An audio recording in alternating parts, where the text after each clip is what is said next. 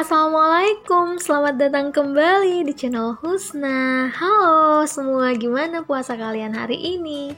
Semoga masih lancar jaya ya teman-teman. Alhamdulillah sekarang kita sudah berada di hari ke-11 Ramadan. Dan sebentar lagi Lebaran, yeay. Nah teman-teman, di video kali ini saya mau masak-masak lagi buat menu berbuka puasa. Dan di sini saya lagi ngaduk-ngaduk si jelly. Rencananya mau membuat takjil, yaitu es jelly melon. Nah, hal yang pertama saya lakukan di sini, saya ngaduk dulu si jelly kelapa. Untuk jelly kelapa ini saya menggunakan jelly kelapa bubuk yang instan, dan untuk takaran airnya saya mengikuti langkah-langkah yang ada di balik kemasannya ya teman-teman. Nah, setelah diaduk-aduk dan mendidih, saya langsung pindahin ke loyang, lalu kemudian saya akan ngaduk lagi si jelly melonnya. Nah, ini caranya sama, saya masih mengikuti langkah di balik kemasannya untuk takaran airnya. Kalau teman-teman mau menambahkan gula boleh, sesuaikan dengan selera kalian masing-masing. Ini diaduk-aduk sampai mendidih. Setelah mendidih saya matikan api kompornya, diaduk-aduk sampai uap panasnya sedikit hilang, lalu saya masukkan si fruity acidnya. Lalu diaduk-aduk kembali. Setelah itu saya pindahin juga ke loyang yang sudah saya siapin.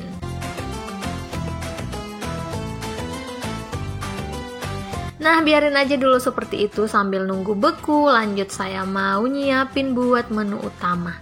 Nah, untuk lauk yang pertama saya akan buat ayam ungkep. Untuk bumbu ayam ungkep ini saya menggunakan bumbu dasar kuning. Lalu saya menambahkan bumbu cemplung yaitu sereh yang sudah dimemarkan, lalu ada daun salam. Di sini saya juga menambahkan merica dan ketumbar bubuk. Lalu saya menambahkan seasoning yaitu kaldu jamur, ada garam, dan juga gula pasir. Lalu saya juga menambahkan sedikit kunyit bubuk biar warna kuningnya itu lebih cerah.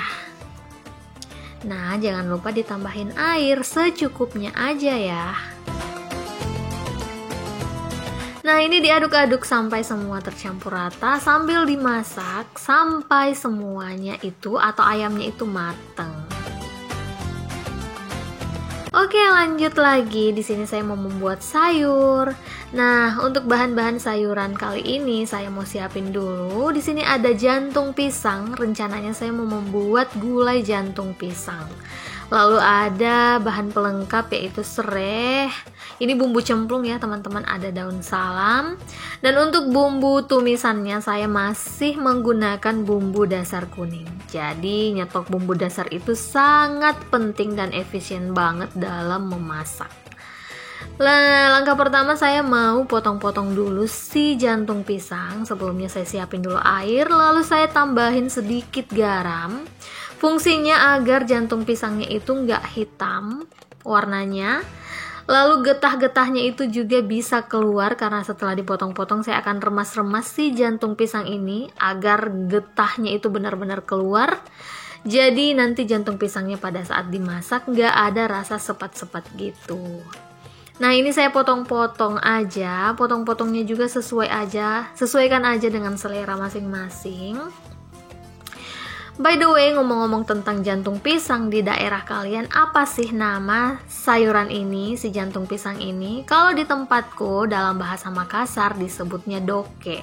Sedangkan dalam bahasa Bugis biasanya disebut dengan capa uti ataupun capa loka. Uti dan loka dalam bahasa Bugis itu adalah pisang.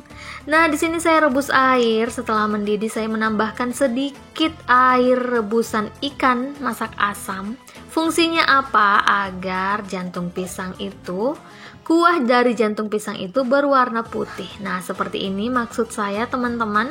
Kuahnya itu berwarna putih seakan-akan kita menambahkan santan, padahal enggak sama sekali. Ini the power of air ikan. Nah, itu direbus dulu sampai matang. Nah, ini jelinya juga sudah set atau sudah beku. Saya mau potong-potong dulu. Jadi jelinya ini, si coconut jelly dan si melon jelly ini saya mau parut aja.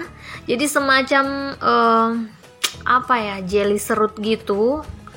Nah, saya serut aja menggunakan parutan namanya ini? Parutan serbaguna ya, kalau kataku sih. Bisa dipakai buat marut mangga, racak taipah, bisa juga digunakan untuk marut wortel, keju. Nah, ini jelinya setelah diparut, lanjut saya menambahkan buah melon. Saya parut juga seperti ini biar kompak gitu motifnya. Motif apa? Kain kali ya. Nah, setelah semuanya diparut, saya menambahkan air gula. Itu adalah gula pasir yang saya larutkan dengan air panas. Lalu saya juga menambahkan biji selasih yang sudah saya larutkan sebelumnya menggunakan air panas juga sampai ngembang. Kemudian saya menambahkan sirup rasa melon, lalu diaduk-aduk sebentar sampai semua tercampur rata. Setelah itu di sini saya juga menambahkan bubuk creamer. Nah, kalau misalnya kalian nggak sukanya yang bening-bening aja, cukup ditambahin sirup aja, stop sampai di situ, itu sudah bisa disajikan. Tapi karena saya sukanya yang malunra, jadi saya menambahkan si bubuk creamer tadi. Nah, ini sudah jadi, saya mau siapin dulu ke gelas saji. Nah, ini jantung pisangnya udah mateng teman-teman, saya mau aduk-aduk dulu. Lalu saya akan buang air rebusannya, ditiriskan gitu maksudnya. Sedangkan ini adalah ayam ungkep yang tadi saya masak. Ini juga udah mateng, saya mau matikan api kompornya. Dan sekarang mari kita lanjut membuat gulai jantung pisang. Seperti yang tadi saya bilang, bumbunya itu saya menggunakan bumbu dasar kuning. Untuk teman-teman yang mau tahu resep bumbu dasar kuning ala Husnah, boleh kalian cek di video saya sebelum-sebelumnya karena sudah pernah saya share tutorial membuat bumbu dasar merah, kuning, dan putih. Nah, di sini saya menambahkan serai yang sudah digeprek, lalu ada irisan cabai keriting merah, biar warnanya lebih manis gitu, lebih cantik. Kemudian setelah di oseng-oseng, ditumis-tumis, saya langsung masukin si jantung pisang. Lalu saya menambahkan sedikit ketumbar bubuk. Soalnya di bumbu dasar tadi belum ada ketumbar dan lada bubuknya. Jadi di sini saya masukin lada bubuk juga. Saya menambahkan seasoning, kaldu jamur, garam, dan pastinya gula pasir.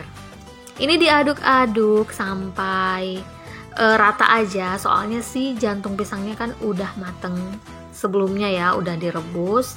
Jadi di sini saya menambahkan juga air secukupnya. Ini dimasak dulu sampai airnya mendidih. Lalu saya juga menambahkan ayam tadi yang habis diungkep itu, saya menambahkan ayam, cuman ayam yang saya tambahkan ini bagian tulang-tulangan gitu, bagian punggung, sayap, dan juga lain-lain. Lalu di sini saya menambahkan juga bubuk creamer. Di sini saya nggak menggunakan santan, teman-teman. Saya menggunakan bubuk creamer biar lebih gurih. Ini juga lebih gurih sih rasanya, sama aja dengan santan karena kita juga menggunakan garam. Nah itu tadi jantung pisang, gulai jantung pisangnya udah jadi. Karena keasikan ngobrol akhirnya kelewat. Nah sekarang kita mau buat lauk selanjutnya, yaitu teri balado. Nah ini terinya, teri kering saya goreng dulu. Setelah digoreng saya sisihkan. Lanjut saya mau membuat bumbu baladonya. Untuk bumbu baladonya saya menggunakan cabai rawit, cabai keriting merah, bawang merah, bawang putih, dan juga tomat. Ini bumbunya dasar banget ya teman-teman. Bawang merah, bawang putih, cabai, dan tomat. Lalu saya menambahkan juga minyak goreng. Di sini saya bukan menambahkan air, tapi minyak goreng. Lalu kemudian saya haluskan. Tapi ngalusinnya nggak usah terlalu halus, kasar-kasar aja teman-teman, biar lebih menggugah selera makan gitu. Kalau cacahan-cacahan si cabai itu masih kelihatan. Nah seperti ini. Oke lanjut, sekarang mau ditumis dulu si bumbu baladonya. Saya menumis menggunakan minyak bekas menggoreng teri tadi biar lebih wangi aromanya. Nah, di sini saya menambahkan kaldu jamur. Sedikit aja kaldu jamurnya karena si ikannya kan udah asin.